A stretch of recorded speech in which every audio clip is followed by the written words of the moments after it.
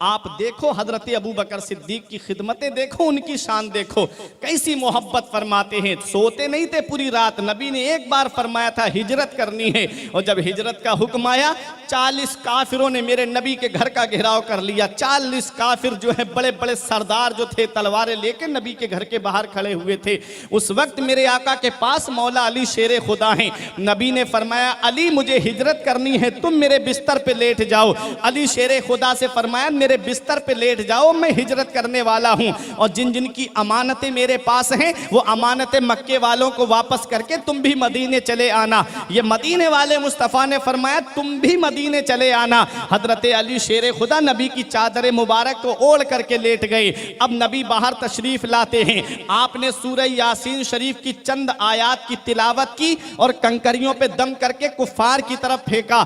आका उनके सामने से निकल आए, उन्हें पता भी नहीं चला। आला हजरत फरमाते हैं मैं तेरे हाथों के सदके कैसी कंकरियां थी वो, मैं तेरे हाथों के सदके कैसी कंकरियां थी वो, जिससे सारे काफिरों का दफअतन मुंह फिर गया। हजरत गिरामी आका उनके सामने से निकल आए। हजरत अबू बकर के मकान पे पहुंचे। जैसे ही दरवाजा खटखटाया फौरन अबू बकर सिद्दीक ने दरवाजा खोल दिया। नबी ने फरमाया चलो हिजरत करनी है। अब आका रात ही रात मक्का छोड़ करके मदीना तशरीफ ला रहे हैं। उस जब मक्के से बाहर निकले मदीने वाले मुस्तफ़ा के आशिक की मोहब्बत तो देखिए, कभी आगे चलते हैं, कभी पीछे चलते हैं, कभी दाएं चलते हैं, कभी बाएं चलते हैं। नबी फरमाते अबू बकर तुम इस तरह क्यों चल रहे हो, सीधे क्यों नहीं चलते। अर्ज करते या रसूल अल्लाह मैं इसलिए दाएं बाएं आगे पीछे चल रहा हूं, कहीं कोई काफिर पीछे से तकलीफ ना पहुंचा दे, कहीं कोई दाएं से आपके ऊपर तीर ना चला दे, कहीं कोई आगे से तीर ना चला दे, कहीं कोई पीछे से तीर ना चला दे। या रसूल अल्लाह जब तक अबू बकर के जिस्म में जान है जो भी तीर आएगा अबू बकर उसे अपने सीने पे लेगा। ये मोहब्बत थी हजरत अबू बकर सिद्दीक की। मदीने वाले मुस्तफ़ा को लेकर के गारे सौर पे चढ़े हैं। आज जो हज करके आए हैं, जो उम्रा करके आए हैं, कभी पूछना उनसे गारे सौर की चढ़ाई कैसी चढ़ाई है। गारे सौर की चढ़ाई बिल्कुल सीधी चढ़ाई है और यूं करके घूम करके ऊपर जाया जाता है।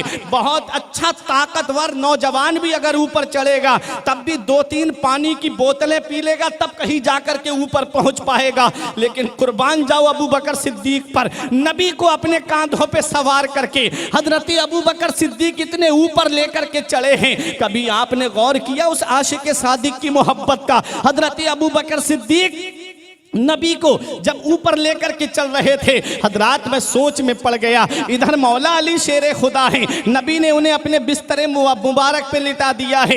इधर हजरत अबू बकर सिद्दीक हैं। अब यहाँ पहुँच करके ये जुमला लिख के ले जाओ। हजरत अली शेर खुदा ने जब ये कहा था या रसूल अल्लाह आप मेरे कांधे पे सवार हो जाएं, तो नबी ने फरमाया था अली तू नबुव्वत का बोझ नहीं उठा सकता। इधर अबू बकर सिद्दीक के कांधों पे नबी सवार हो रहे हैं, उधर नबी अली के कांधे पे सवार नहीं हुए बल्कि अली को अपने कांधे पे सवार किया। इधर अबू बकर के कांधे पे सवार हो रहे हैं। मैंने आलम तसव्वुर में अर्ज किया या रसूल अल्लाह वो अली जिसने खैबर के गेट को उखाड़ा, वो अली जिसने मुराहब यहूदी की गर्दन को काटा, वो अली जिसका नाम सुन के बड़े से बड़ा पहलवान मैदान छोड़ करके भाग जाए, वो आपका बोझ नहीं उठा सकते, तो अबू बकर सिद्दीक आपका बोझ कैसे उठाएंगे। तो गुंबदे खजरा से जवाब मिलता है कि अली को अपने कांधे पे सवार करके पूरी दुनिया को यह बताना था कि नबी ने अली को बुलंद कर दिया है, अब कोई उसे नीचा नहीं कर सकता। और अबू बकर के कांधों पे सवार होकर के दुनिया वालों को यह बताना था कि जो दुनिया में नबुव्वत का बोझ उठा ले वही नबी के मुसल्ले पे खड़े होने के लायक, जो दुनिया में नबुव्वत का बोझ उठा ले वही नबी के मुसल्ले पे आगे बढ़ेगा, वही नबी के मुसल्ले पे खड़ा होगा और नबी के बाद वही खलीफा बनेगा जो दुनिया में नबुव्वत का बोझ उठा ले। हजरत अबू बकर सिद्दीक नबी को कांधे पे लेकर के गारे सौर के ऊपर चढ़े और जब गार के करीब पहुंचने वाले थे तब हजरत अबू बकर सिद्दीक ने कहा मोहब्बत देखिए अबू बकर सिद्दीक की। अर्ज करते या रसूल अल्लाह आप बाहर रहिएगा, मैं अंदर जाके देखता हूं, अगर अगर कोई दरिंदा होगा तो मुझे तकलीफ पहुंचेगी, अगर कोई तकलीफ देने वाली चीज होगी तो वो पहले मुझे तकलीफ देगी। आका आप अंदर न जाइएगा।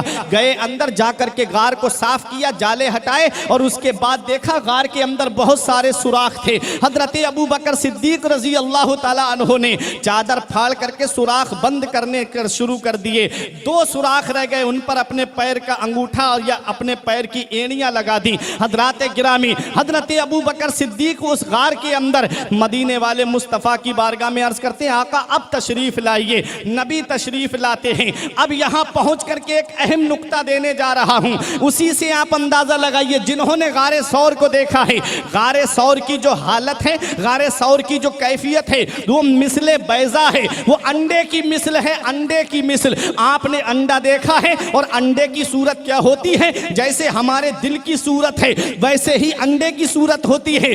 अंडा मिसले दिल होता है और गारे सौर की सूरत भी अंडे की मिसल है, यानी दिल की मिसल है। उस गार के अंदर सबसे पहले अबू बकर सिद्दीक जा रहे हैं, बाद में नबी तशरीफ ला रहे हैं। यहां से ये पता चल गया, जिस दिल के अंदर अबू बकर सिद्दीक की मोहब्बत होगी, मदीने वाले मुस्तफ़ा उसी के अंदर मोहब्बत दाखिल होगी। नबी की मोहब्बत उसी दिल में दाखिल होगी जिस दिल में अबू बकर सिद्दीक की मोहब्बत। तो पहले अबू बकर सिद्दीक आए, बाद में नबी तशरीफ लाए। उस गार के अंदर एक सांप रहता था। सांपों की उम्रें बहुत होती हैं, 1000 साल 2000 साल सांपों की उम्रें होती हैं। जब सांप 1000 साल का हो जाता है तो उसके सर पे बाल निकल आते हैं, उसे चोटी वाला सांप कहा जाता है। और जब 2000 साल का हो जाता है तो वो बाल गिर जाते हैं, उसे गंजा सांप कहा जाता है। जो लोग अपने माल की ज़कात अदा नहीं करते हैं उन्हें क़यामत के दिन गंजे सांप के जरिए अजाब दिया जाएगा। मदीने वाले मुस्तफ़ा सल्लल्लाहु ताला अलैहि वसल्लम से मोहब्बत सिर्फ इंसान ही नहीं करते थे बल्कि जानवर भी नबी से मोहब्बत करते थे। चरिंद परिंद दरिंदे हर चीज़ कायनात की मदीने वाले मुस्तफ़ा से मोहब्बत करती थी। मेरे आका सारे जहान के लिए रहमत बन के तशरीफ़ लाए। हज़रत अबू बकर सिद्दीक़ रज़ी अल्लाह ताला अन्हु अपनी एड़ी या पैर के अंगूठे को 2 सुराख पे लगा देते हैं। हज़रत ईसा अलैहिस्सलाम के ताल्लुक से रिवायत मिलती है कि आप जंगल में थे तो एक सांप आया आपके सामने और कहने लगा, ए अल्लाह के पैगंबर, मक्के को रास्ता कौन सा जाता है? इंसानी आवाज में बोला, ए ईसा अलैहिस्सलाम अल्लाह के पैगंबर, मक्के को रास्ता कौन सा जाता है? तो हजरत ईसा अलैहिस्सलाम ने पूछा कि तू मक्के का क्या करेगा? उसने कहा कि मैं इसलिए मक्का जा रहा हूं कि मुझे पता चला है कि मदीने वाले मुस्तफ़ा मोहम्मद सल्लल्लाहु ताला अलैहि वसल्लम जब मक्के से हिजरत करके मदीना तशरीफ़ लाएंगे तो मक्के से थोड़ी दूरी पर एक गार है, गारे सौर, उसके अंदर 3 दिन और 3 रातें क़याम करेंगे। इसलिए मैं उनका दीदार करने के लिए जा रहा हूँ। सांपों की कितनी उम्र होगी? ईसा अलैहिस्सलाम और मेरे नबी के दरमियान 600 साल के करीब का वक्त है। 600 साल, तो आप सोचे वो सांप कितनी उम्र वाला होगा। और रिवायतों में मिलता है कि हजरत दानियाल अलैहिस्सलाम के दौर का वो सांप था। गारे सौर के अंदर आया और आकर के उसने वहीं अपना ठिकाना बना लिया और गार में सुराख करने शुरू कर दिए कि एक रास्ता बंद हो जाएगा तो दूसरे से दीदार कर लूंगा, दूसरा बंद हो जाएगा तो तीसरे। 70 के करीब सुराख उस सांप ने किए। एक में रिवायत में कि 72 सुराख उस सांप ने किए। अब अबू बकर सिद्दीक रजी अल्लाह ताला ने जब उसकी मुराद पूरा होने का वक्त आया तो सारे रास्ते बंद कर दिए। आका आराम फरमा रहे हैं, अबू बकर सिद्दीक के जानू पे सर रख करके। सांप ने पहले तो हर सुराख में जाके देखा, सब बंद मिले। 2 पर गोश्त के चीज नजर आई तो पहले उसने हरकत देना शुरू की लेकिन पैर नहीं हटाया। ये भी आशिक, वो भी आशिक, वो भी जिद पे, ये भी जिद पे। तो उस सांप ने अपना फितरी तकाजा दिखाया। सांप का फितरी तकाजा है डसना, और सांप ने जब डसा तो जहर आपके जिस्म में सरायत कर गया, और जब जहर जिस्म में सरायत कर गया तो हजरत अबू बकर सिद्दीक की आंखों से आंसू निकले, नबी के चेहरे पे गिरे। आंखें खोल के देखा, नबी ने इरशाद फरमाया, मा युबकी का या अबा बकर, ए अबू बकर तुम्हें किस चीज ने रुला दिया? अर्ज करते हैं, या रसूल अल्लाह, कोई जानवर है जो मुझे काट रहा है। नबी ने इरशाद फरमाया पैर हटाओ। कहा या रसूल अल्लाह कहीं वो आपको तकलीफ ना दे दे। नबी ने फरमाया पैर हटाओ, जैसे तुम मेरे आशिक हो ऐसे ही वो भी मेरा आशिक है। जब आपने पैर हटाए तो सांप बाहर निकला। मदीने वाले मुस्तफ़ा के चेहरे का दीदार किया। नबी ने इरशाद फरमाया ये सांप तूने मेरे यार को क्यों काटा? उसने अर्ज़ किया या रसूल अल्लाह यही आपके आशिक नहीं हैं, हम भी तो आपके आशिक हैं, हमने पूरी ज़िंदगी आपके दीदार के लिए इस गार में गुजारी है। और जब मुराद पूरा होने का वक्त आया तो इन्होंने सारे रास्ते बंद कर दिए। मैं काटता नहीं तो क्या करता। हजरत अबू बकर सिद्दीक रजी अल्लाह ताला अन्हो के पैर पर जहां सांप ने काटा था, नबी ने अपना लुआबे दहन लगा दिया और सांप का जहर खत्म हो गया, दूर हो गया।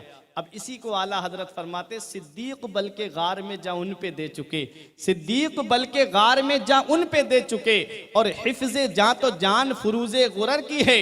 हजरात मदीने वाले मुस्तफ़ा जान की हिफाजत फरमाने वाले हैं। और नबी का लुआबे दहन अगर खारी कुओं में पड़ जाए तो खारी कुएं मीठे हो जाएं। नबी का लुआबे दहन मौला अली की आंखों में लग जाए तो दुखती हुई आंखें सेहतयाब हो जाएं। वही लुआबे दहन अगर जहर के लिए लग जाए तो वो जहर के लिए तिर्याक बन जाए। तो ये नबी का लुआब मुबारक है।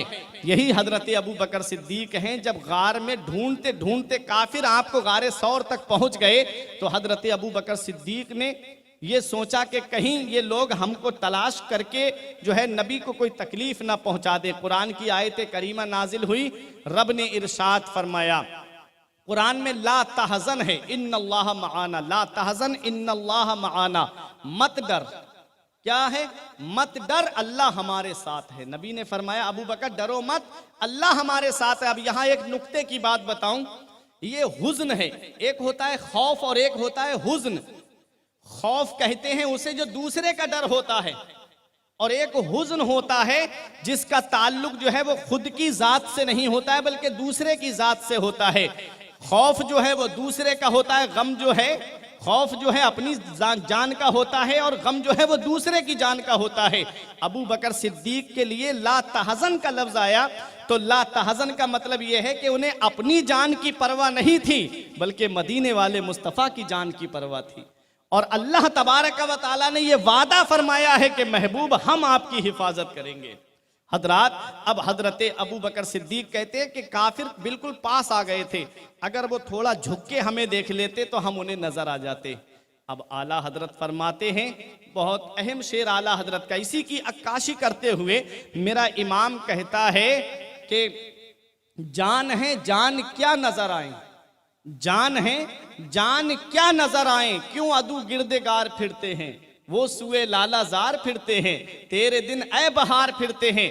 आप अपनी जान को देख सकते हो, जो आपके अंदर रूह है, आपके अंदर जान है, तो आप अपनी जान को नहीं देख सकते तो मुस्तफ़ा तो सारे आलम की जान है, मुस्तफ़ा तो सारी कायनात की जान है, मेरे नबी कैसे नजर आ सकते हैं। हजरात आज का बदअकीदा ये कहता है कि हुजूर मेराज को तशरीफ ले गए, बिस्तर भी गर्म रहा और जंजीर भी हिलती रही, पानी भी बहता रहा, और एक लम्हे में आका मस्जिद अक्सा, मस्जिद हराम से मस्जिद अक्सा पहुंचे, वहां से जन्नत दोज़ख की सैर की, अपने रब का दीदार किया, और फिर जब आए और आकर के सुबह को सबके सामने जो है मेराज का वाकया बयान कर दिया। ये बात समझ में नहीं आती है, अब आपको मिसाल से समझा दूं ताकि आपकी समझ में मेराज का वाकया आ जाए। आपके घर में घड़ी लगी होगी, है कि नहीं है? हर आदमी के घर में घड़ी होगी, घड़ी के अंदर सेल डाला जाता है, अगर वो सेल निकाल लिया जाए, अगर 12 बज रहे हैं तो 12 ही बजेंगे, उससे आगे सुई नहीं बढ़ सकती, और जैसे ही आप सेल डालेंगे तो घड़ी आगे बढ़ने लगेगी, घड़ी की सुइयां आगे चलने लगेंगी।